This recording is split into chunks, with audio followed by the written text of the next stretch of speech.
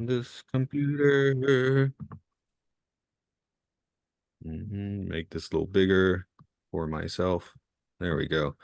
Okay, we'll plonk on in. Are you hitting the gym or something? Yeah, of Okay. course. But like we got plenty of time. Yeah. I mean, these don't take as long as the movies usually. So, and okay, it looks like Doctor Strangelove should be cool. Hmm. So that, yeah. Oh, yeah. Did you respond to that? Or maybe you didn't. That was Yeah, I'm good. okay. Oh, yeah. You did respond. Okay, there it is. Mm. Okay, let's dive on into it. That's all you on this one, mate. Yeah, I know. I'm giving it a few seconds. Nah.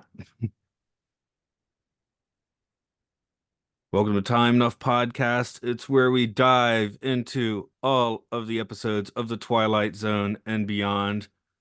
This is Matt here. Over there is Luke, back again. How are you? I'm back from the grave to Back give from you advice on how to speak good. Speaking good. Yes, it's always good to do. Yeah, so well, you didn't did you get a comedy episode this time? I guess no, but there it is. I don't know, it's a little bit silly, I guess, just when you have the ghost of Hitler showing up. Spoilers if it Um, wasn't that obvious. I knew nothing about the episode going in, and as soon as the ghost appeared, I knew who it was. See, I was gonna ask because on my Blu-ray, it's so, since it's so well defined, you can like see the distinctive haircut the first second he shows up. So Yeah, there's I'm not I'm any. watching copies of the episodes, which I think are ripped from the Blu-rays because they're pretty nice quality. And Mm-mm-mm. it had the same thing you were talking about, where suddenly in season 4 we have the station idents for some reason. Yes, okay. So that's Yeah, what made me think, oh, I think these are the same as the Blu-rays. And there's a bit where he leans forward slightly and you can even see the mustache. right. Because I remember not People Are Like All Over, The Eye of the Beholder. Yeah, they kind of had that issue where maybe on an early 60s television. Well, that's the thing. I don't think this one was ever suspenseful, you know? I mean, Hmm. no, again, I'm not saying it's a bad episode. Dennis Hopper's great in this, but Oh yeah. yeah, I think this is an incredible episode, Yeah. Sorry, but I'm coming in a little hot, but yeah, I think it's a really good we're episode. jumping very ahead. True. Sometimes I like to jump straight to the end, but when it's just that's the 800-pound gorilla in the room, isn't it? Hmm. When you throw in the Der Fruer. Um, I'll do a little bit of trivia for this one. Original air date was January 24th, 1963. Script is a Serling. He loved the script. He had more sauce in his tank and considered stretching this out to a feature film. Specifically, he wanted to add a scene after the Hitler reveal with Hitler saying something more, I guess. Then Hmm. they couldn't fit into the episode. So he was like, okay, I'll make it into a movie and wrote several other scenes, including like an FBI investigator or whatever to stretch it out even more. But the budget wasn't there and it didn't happen. And I don't know if that would have been a good idea anyway. So Yeah, I think it worked as a 45-minute episode. Like, if this had been done as a 25-minute episode, it would have had to move so fast, it would have been incredibly cheesy. Like, it would have felt like they were going for the twist on the Hitler thing. right. Whereas here, it felt like everyone in the audience knows who that is. It's not really about the twist. It's about, The guy, which well, it's apparently, about showing how, this can happen anywhere. yes. About the message. Um, yes. Let me get to the next bit, I guess. Stuart Rosenberg directed. He's been in the Zone before and also helmed Cool Let Hand me Luke. stop you, Mr. Comagist. You must speak with confidence. You are the leader on this podcast. You don't Stuart say, maybe Rosenberg I do the next bit. directed. No, He's you're been doing in the the next Zone part. before and also helmed Cool Hand Luke and Amityville Horror. Have you seen Cool Hand Luke? I Is got your that where name in no it. man can eat 50 eggs? Okay, there we go. Yeah, Seems yeah, like I have. you'd be attracted to a movie with your name in it, My especially granddad when it's a good liked one. it, and it has Luke in it, so. Yeah, I got on Blu-ray last month for like $2. That was nice. Peter Volmer was played by Dennis Hopper, who is an absolute psychotic legend of film. He's already rolled with James Dean at this point in Rebel Without a Cause and Giant. And of course, we can just go on after I was 1963. really surprised. Obviously I read Dennis Hopper's wiki after watching this. So, because for me, he just showed up in the 90s and started playing villains. No, no, And it's like, oh he wow, built he that had up. like a super career as like a young hot guy. Oh yeah, Easy Rider, Apocalypse Now, Blue Velvet, and then I guess you're catching up with Speed, choose your lane Yeah, and keep it over that's 50 it. It's miles an hour. Speed and Super Mario Brothers is my Dennis Hopper. Oh yeah, yeah, yeah, yeah. So I shouldn't forget about that. I guess I'm thinking about Bob Hoskins first when I think about that. So Mm. Ludwig Donath played Ernest Gantz. He hailed from Austria and thrived in Hollywood as a character actor in the 1940s. Ironically, one of those roles was as Adolf Hitler in 1942's The Strange Death of Adolf Hitler. We are catching him here in a handful of late life TV guest spots. I guess he just wanted to get out of the house occasionally. You Kurt were, Conway is our Hitler du jour. His bread and butter was on Broadway, but like Donath, he racked up a few character credits in the 40s. It seems that this is his only time as Der Fuhrer. I was going to ask because often you'll find a guy like this and he's just played like, Thomas Jefferson 20 times or something. I checked, yeah, because I was like, well, he's good enough. He could be that guy, but yeah, he's not that guy. I specifically did a little look-see for that, so maybe it takes that, maybe it took it out of him. He didn't want to do it again. Yeah, Also, I I mean, I'd guess imagine it does get to you a bit playing of Hitler. I guess he was on the older range of being able to play Hitler at this point because he's supposed to be, I guess, end of life Hitler, but yeah. Hmm. So he wouldn't have had too many more squibs in the tank anyway. You said you got that prologue ready to roll? Portrait of a bush league furrer named Peter Vollmer, a sparse little man who feeds off his self-delusions and finds himself perpetually hungry for want of greatness in his diet. Unlike some goose-stepping predecessors, he searches for something to explain his hunger and to rationalize why a world passes him by without saluting. That something he looks for and finds is in a sewer.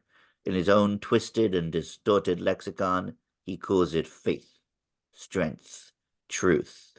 But in just a moment, Peter Volma will ply his trade on another kind of corner, a strange intersection in a shadowland called the Twilight Zone.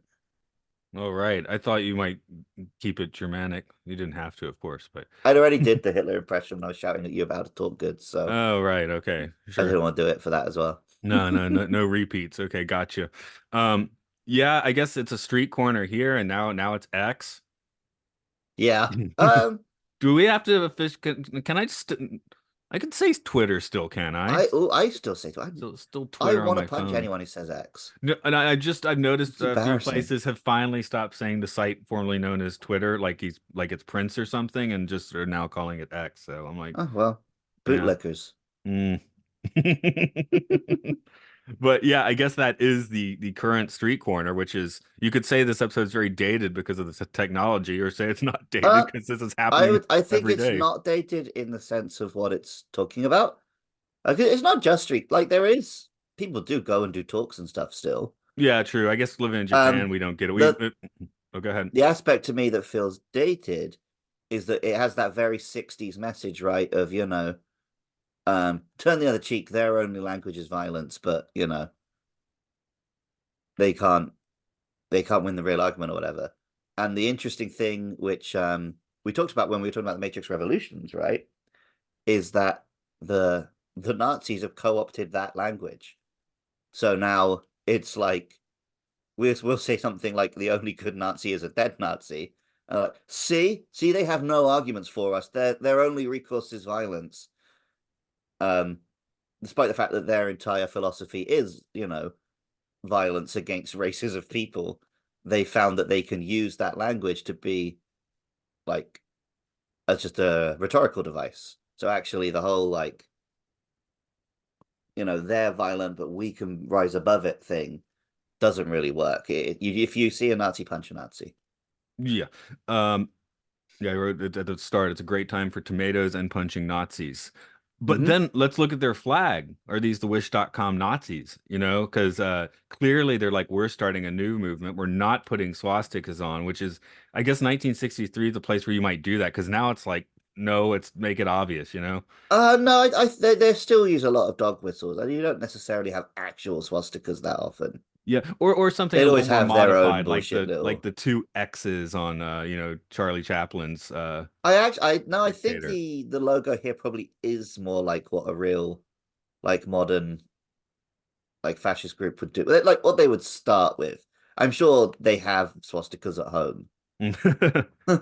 Yeah, I I guess I don't know what the Proud Boys icon is, mean, me fortunately. neither, and happy not to, but Yeah, I'm sitting here like, gee, I'm glad I don't know what their imagery is at all. But again, that's a perk of living in Japan. yeah. In Japan, I maybe it's because I don't live in the city anymore, but Hmm. have you seen the black vans that like Yeah, to I still see her, like once or twice a year, yeah, the just cruising ultra around and playing nationalist songs or whatever. yeah, and screaming on the corner. So I guess in Japan we still do have that, although I think people generally just ignore them. They Hmm. certainly don't engage with them. I guess the engaging's a little weird. That's just dramatic. That's for, and in reality, people just walk by.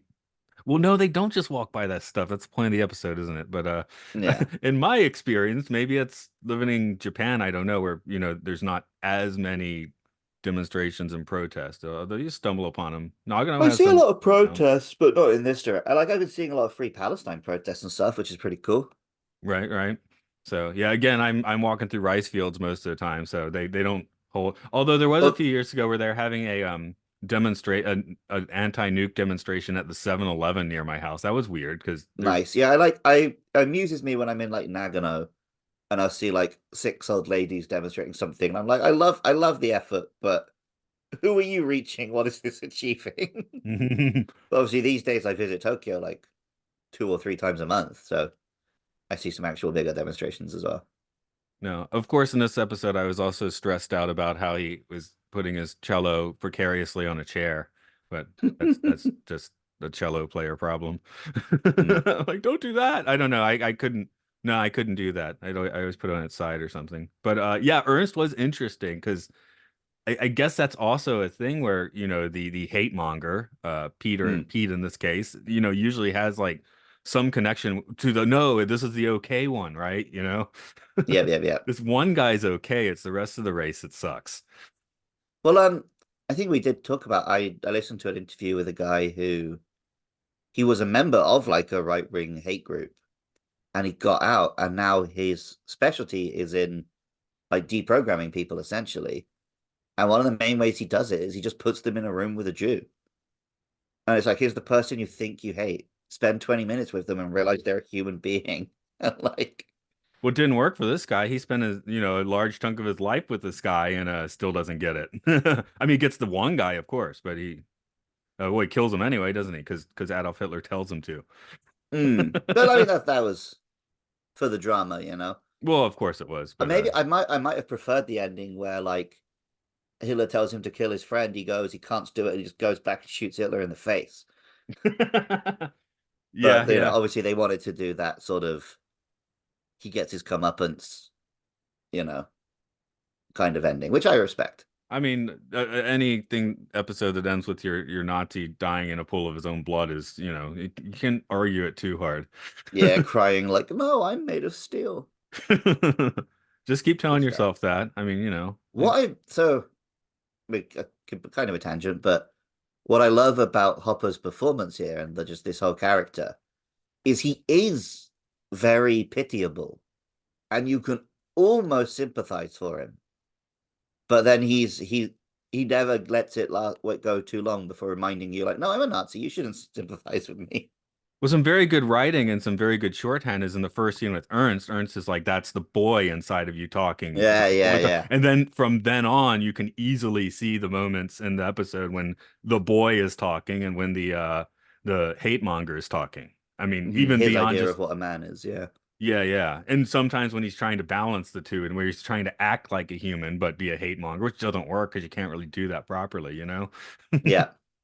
So, um, like, oh, I wrote down a few of his quotes. Well, one of his quotes I did find it's not hate, it's a point of view, it's a philosophy. I'm like, ugh. Yeah, but that again, that's all so real for like what modern Nazis are like. Like, it's just an opinion. Why can't we be civil about it? That sort of shit. It's Let like because me- your opinion is that some people don't deserve human rights. It's Again, like, it's not hate, it's a point of view, it's a philosophy. I'm pretty sure that I saw J.K. Rowling tweet that like within the past 3 days because for some reason the notifications on my phone want to show me J.K. Rowling, even though I've never even looked up her up or liked or followed. oh yeah, yeah.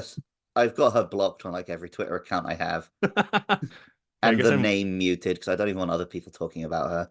for some reason I Don't think I feed her. did follow him, so but Roger McGuinn of the Birds, I also get a bunch of his tweets for some reason, like Yeah, highlighted. if you don't engage with Twitter, it decides to just notify you just about like not things that it should notify you about. Just this person tweeted this. It's like great, thanks. If I wanted to see that, I'd be on Twitter. Yeah, the only Twitter I go to intentionally is to look up photos from, podcasts I listen to, right?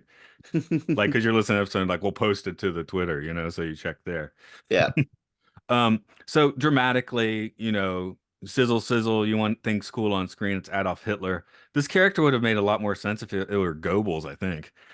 Yeah, but of course that's yeah, but you're right. You that doesn't work as well.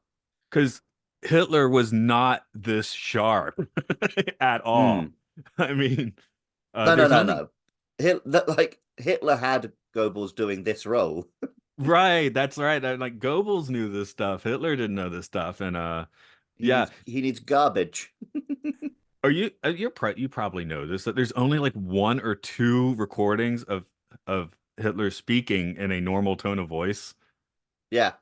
And when you listen, that's pretty bizarre. I mean, to hear, but I mean, of course, it makes sense because you can't spend your whole life screaming unless you're Martin Landau, but or Patrick McGowan. Hmm. But Yeah, no, yeah, but yeah, he was just an embarrassing little man, but they yeah, made him yeah. into this character. And then the last I went on a thing last year. If you try looking up what is the last photo of him, that's kind of difficult too because obviously they weren't having photo shoots in the bunker, right? So Yeah, when he's off his nuts on meth. right, that's the thing. In the last 6 months, the dude like aged like 50 years, you know? Yeah, yeah, yeah. He looks like an extra from Breaking Bad at that point. So it's almost like this again, Looks it's like shorthand, Spooge. it's broad strokes for primetime TV, but it's like they're Yeah, giving him yeah. like too much agency in this episode. But that's also hindsight, I guess. I mean, Yeah, and it's you could very easily have the like this could very easily read as that's not a ghost, that's just all in his head. well, I assume it is all in his head to be perfectly honest. Yeah. So like that his image of Hitler is that Hitler's this incredible orator, right? And this genius. So he's created this version of Hitler to help himself be that person. Yeah, yeah. I honestly I didn't really take. I guess it's a Twilight Zone, so I guess you're supernaturally supposed to be like, okay, that is Hitler's ghost. But I do think Mm, it's a lot more interesting than just this guy's psychosis. yeah. Which, yeah, yeah. I wonder if Trump regularly plays this episode for inspiration. Because yeah, No, I I mean, don't think Trump is self-aware enough to think of himself as a Nazi. yeah, um, Trump, what we're talking about with Hitler being um like he's not actually the genius, he was just like a puppet. That's what Trump is in a way because Trump doesn't believe or think anything. right. He I guess says what he needs to say to a specific crowd to get them to vote for him. yes. That's why I remember in the early days, right before he'd actually won, there were times where I would see like a quote from him, and I'm like, "Oh yeah, I kind of agree with Trump more than Hillary." But it's like I don't actually know what Trump believes or thinks. He just said this one quote because I guess he was talking to someone with a slightly more liberal bias. Also, let's keep, giving America choices of people they don't want. Yeah. Yeah, Trump or Biden, and then in 4 years, Trump or Again. Biden, and then in 4 years, well, neither of them's done two terms yet, so Trump or Biden three. Although now you're making you're coming up with one of my notes because Pete in here is very much like we believe this. You need to believe something, and I'm Mm. thinking, enlightened people don't believe anything. But I I guess I don't necessarily agree with your don't believe anything philosophy. well, you can know a few things and you can just roll with the rest. But I guess the what I was saying because you were kind of saying that about Trump, right? Where Hmm. That sounds bad. But I guess the other point on that is you don't believe anything, but you do no harm as much as possible as well, which Yeah, I think you can believe a moral position, but you have to try to get your facts. You can't believe something is true in like a literal sense, like, oh, I just believe this ethnic group is behind it, and I'm not going to let that be challenged by science. well But the you can golden believe this is right rule and this is is wrong and this is I the right mean, approach. you don't have to believe in the golden rule to, just follow Mm, it. And you realize your life is better when you do that. But then if you do horrible things and things are building up, you got a theater, the ghost of Hitler just gave you some money, maybe that kind of blows that out of the water. Okay, I mm. guess it did have to be the ghost of Hitler because he gave him money. Mm. $200. That's a lot in Oh, 1963. that's a point actually. Yeah, the money had to come from somewhere. But again, like if we wanted to do like a psychosis read of it, like he could have just stolen that money, but he didn't want to admit that to himself. Yeah, but it's all in the same scene. But yeah, I mean, you're right. It could just be like we're seeing like his point of view, Hmm. his philosophy. It's not hate. Sorry, I used the quote again. Um, this is a nice early, I think, setting. Now that we're watching, concurrently, we're watching The Bad Wicker Man with Nick Cage. And I was like, this is kind of an early version of like the just unhinged Nick Cage crazy sort of performance, with Hopper Mm. being the OG in this case. Yeah, yeah, yeah. Have you seen Blue Velvet? I don't know if I have actually. That's David Lynch. David Lynch. Yeah, Starring Comic Law and Dennis Hopper, yeah, yeah. uh, Isabel Rossellini. Anyway, if nothing I else, saw just go. it. I saw when I was looking at Hopper's career, I saw it come up, and I was like, oh, I didn't know he was in that. It's a great movie. I highly recommend watching the movie. But if nothing else, get on YouTube and watch the clips of Dennis Hopper as Frank. Okay. You don't even need the context that No, much. I've got a feeling that eventually Blue Velvet is going to end up on one of our podcasts when it's your choice. So I'm not too worried about watching it on my own right now. Yeah. Um, Sometimes I this kind of dovetails with the Fight Club thing. And Fight Club was weird because as that movie gets older, it just when I first saw it, it didn't appear to me as fascist at all. I guess because it was supposed to be like young and hip, right? And we're just Mm. punching each other. But then I'm watching this, I'm like, this is, his name was Nick Bloss. Everyone needs a martyr, that sort of thing. And I'm like, oh, okay, now I'm just wondering where 20-year-old Matt didn't catch it. Well, it's like for a young, angry man, like the tenets of fascism do seem kind of appealing, right? It's like, hey, there's an enemy we can fight, and then we can be strong men who protected our family. I mean, I guess that's why I mean, not to slam the military. Well, okay, I'll slam the military. Why not? Yeah, That's why you do get go ahead. 18-year-olds into the military. Yeah, yeah, yeah, yeah. I mean, that's the whole thing. What we'll get to say with Private Ryan, but the whole thing, which I haven't seen since like 1998 or whatever, but I do Mm. remember Tom Hanks and yeah, I was a teacher. I got drafted. I'm like already 40. What's going on here? Mm.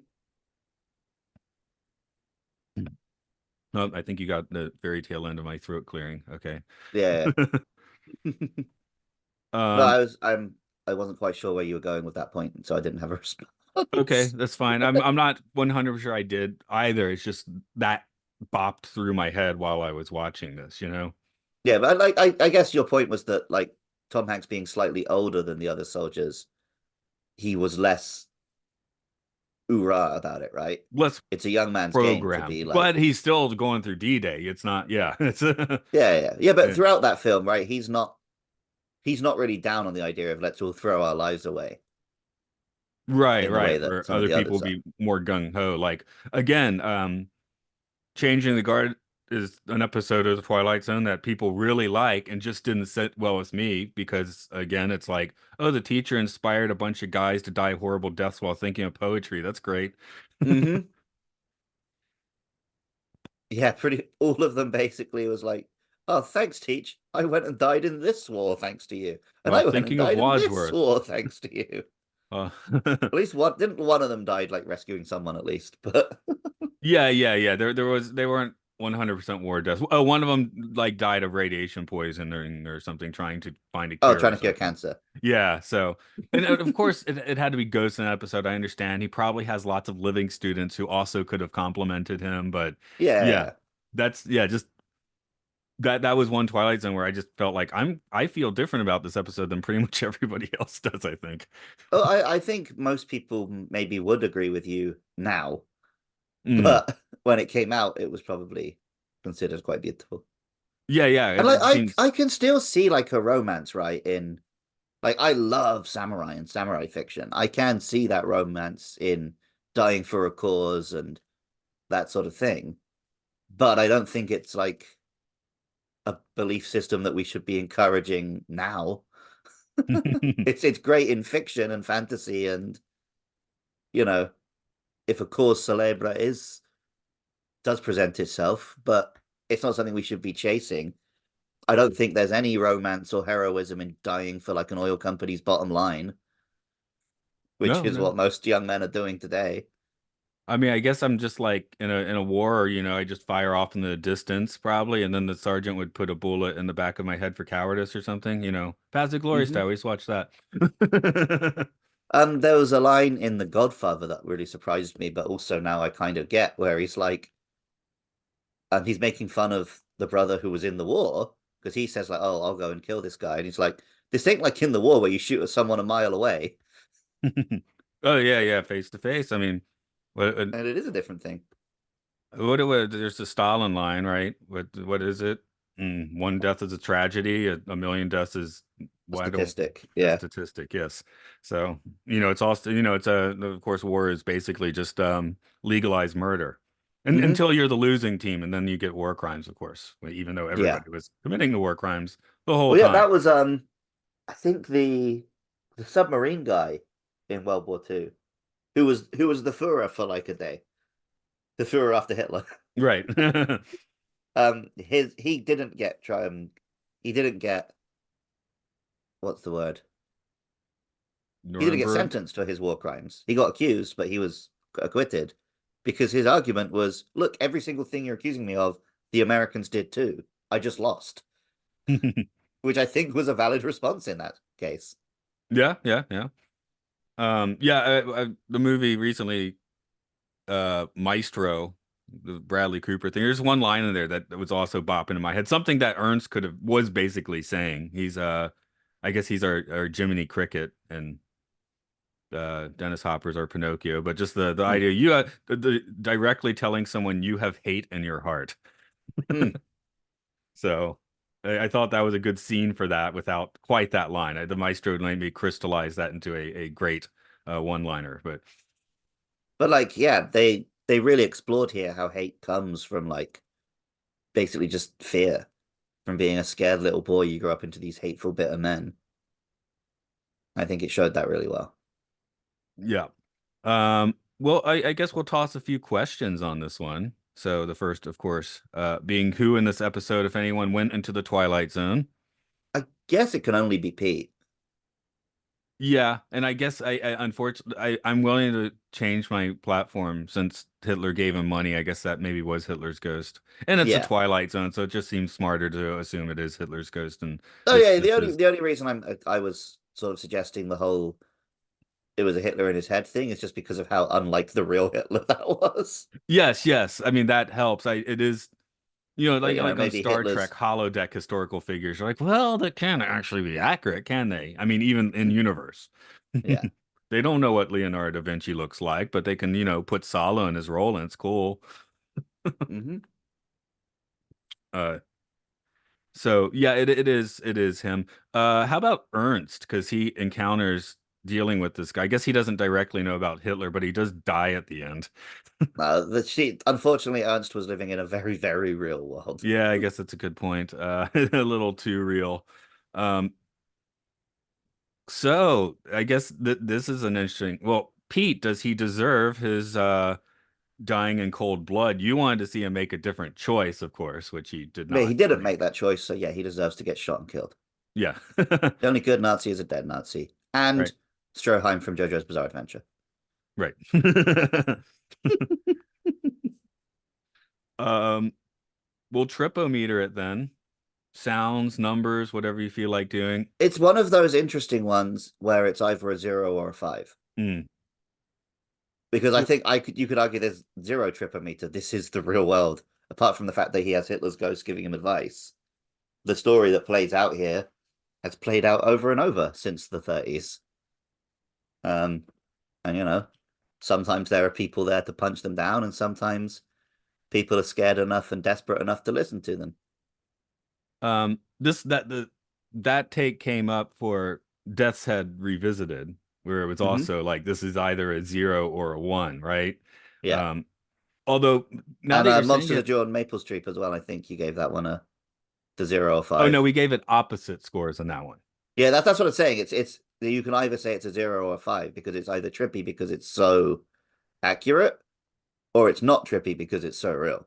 Well, I'm taking the Death's Head thing, almost saying it's a 0, adding point 0.5 because I don't think it's what not. I mean, Dennis Hopper is great, but the episode as a whole is not quite as much of a depth charge, I think, and that's Mm. not a slam against this episode. It doesn't need to be, but Death's Head Revisited just has that extra Oh yeah, resonance. because that gets into the bleakness of what they actually did, rather Right, than just right. talking about like the philosophy. Right.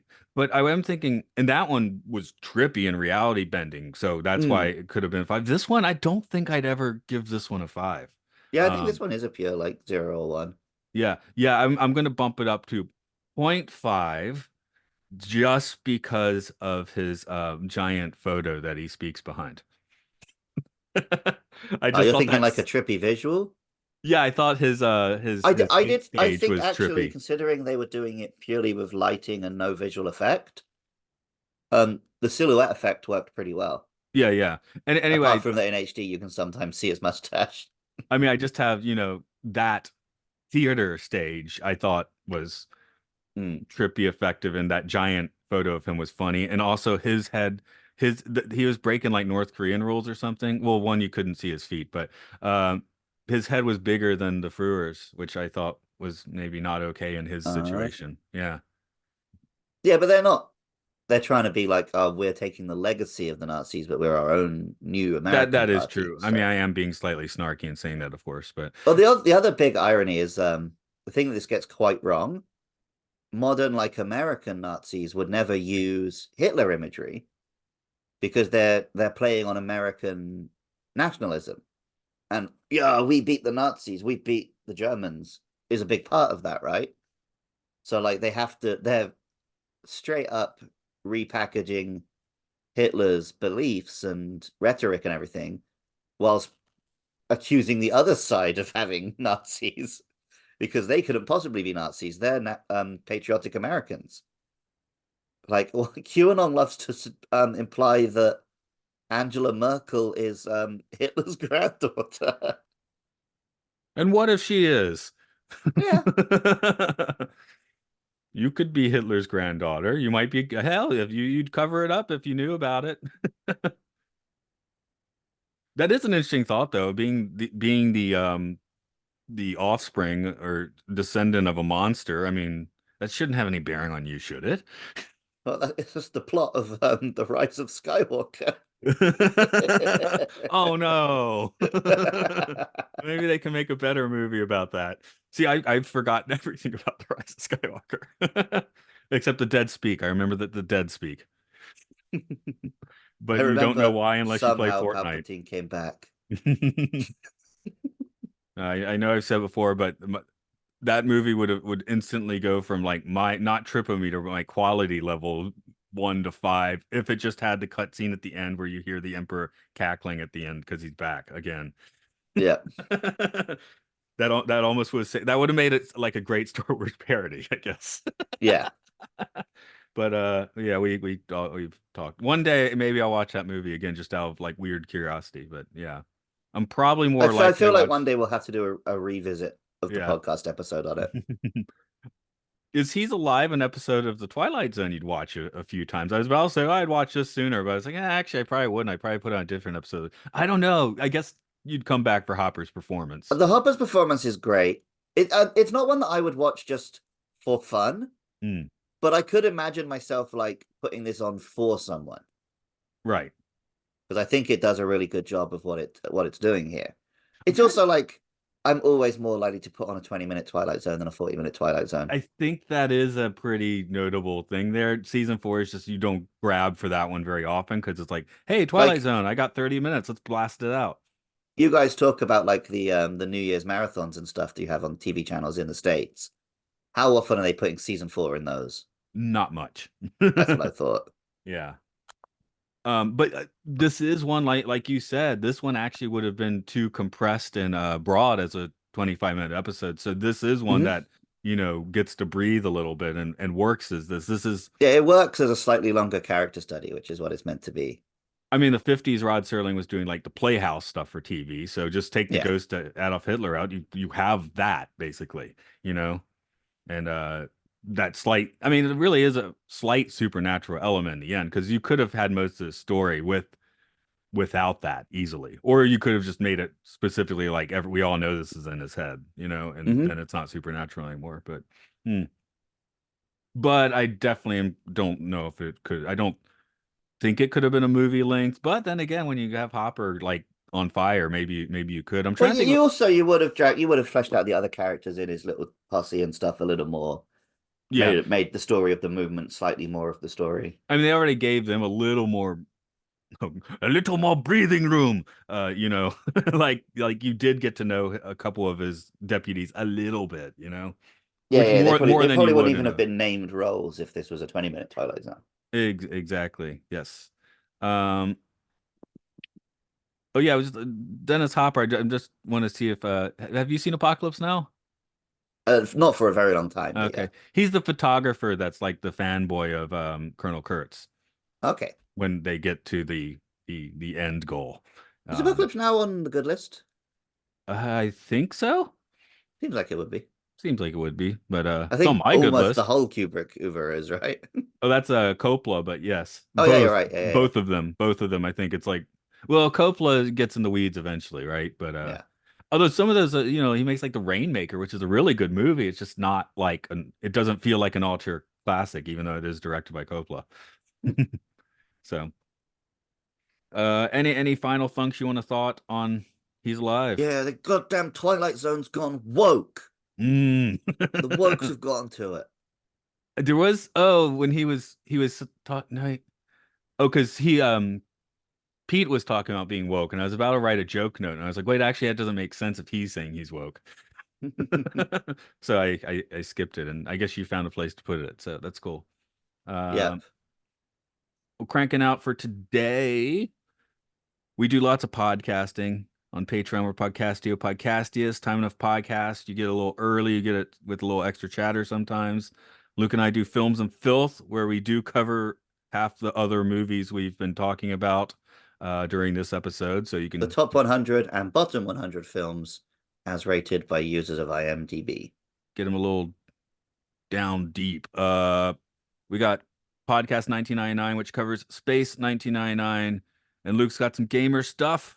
Yep, you can listen to Luke Loves Pokemon, or I talk about different Pokemon family every week.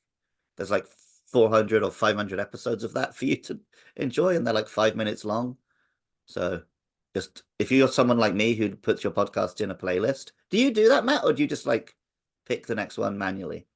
I'm a manual man. And Now, I'm always I'll a listen. playlist guy, so for me, a podcast like that that's like 5 minutes long, I just slip it in between episodes. Ah, okay. Ideal. No, I'm a scattershot listener. I'll listen to 20 minutes of one podcast and then listen to another. Depending on where I'm walking, like we've talked about before, I'm like, if I'm in this area, I'm usually listening to this podcast. So Okay, no, that's maniac behavior. I don't it do is, that. yes, I do that. That's lawnmower man behavior where he's I've been accused of that. Well, Andrew has accused me of that many times. And lawnmower man, once he's gotten super smart, he's like, "Oh, you like music? Here's a classical. Oh, you like that?" And they takes it off and puts something else on, which I would Mm. do to people in high school. That is what you're like, actually. Like you, most of the films we watch, you're watching them in like 3 or 4 sittings. Right, right. But hey, I found that that's like my subconscious like rating for the film sometimes. I mean, Twilight Yeah, yeah, Zone's I yeah. always If watch you straight really like through. it, you'll find yourself watching it in one go. Yeah, because we recently did the bad and Dragons, and I watched the the good one. Yeah, the good one. I liked it. I bought it on Blu-ray before the movie was over. Um, but yeah, the 2000 Dungeons and Dragons, 3 sittings. The longer, newer one sitting Hmm. because it was good. So I found that's kind of like a bit of a well, Yeah. and or sometimes like a late night movie. Like I watched Blade Runner 2049. That probably took like 10 times because I'd put it on like fall asleep within 5 minutes, just because it Mm. was late at night. But also because it's like a music video full of vibes. Yeah, it's a It's vibe movie too. So That's an IMAX movie. You missed out. yeah, well, I haven't been to Anyway, an we're still IMAX. talking about Luke Loves Pokemon. There's also Hyrule Field Report, a deep dive into Tears of the Kingdom, which, as this comes out, is pretty much wrapping up. So if you played through Legend of Zelda Tears of the Kingdom, or you're currently playing through it, you want to relive it, go and check out that podcast. It's 50 hours of some guys chatting about every little area of that game. Um, so yeah, if you wanted to have that experience of playing it with friends, but no one you knew was playing it, then just play through it and listen to the podcast episodes as you get to each area. And finally, there's the game show. No one listens to that, but it's amazing. It's four British guys shouting at each other, as Matt likes to describe it. It's a game show about games in the style of British comedy panel shows. Don't worry if you know nothing about games. That's not required for entry. I don't know that much, and I've been on a few, haven't I? Hmm. And listen to more. Okay. Well, guess I'm gonna. No, actually, I can say something classy. I could be like, I'm gonna go play the cello now, like Ernst. I don't have to do a rally. Mm. I'm going to go lift weights to become a strong Aryan Superman.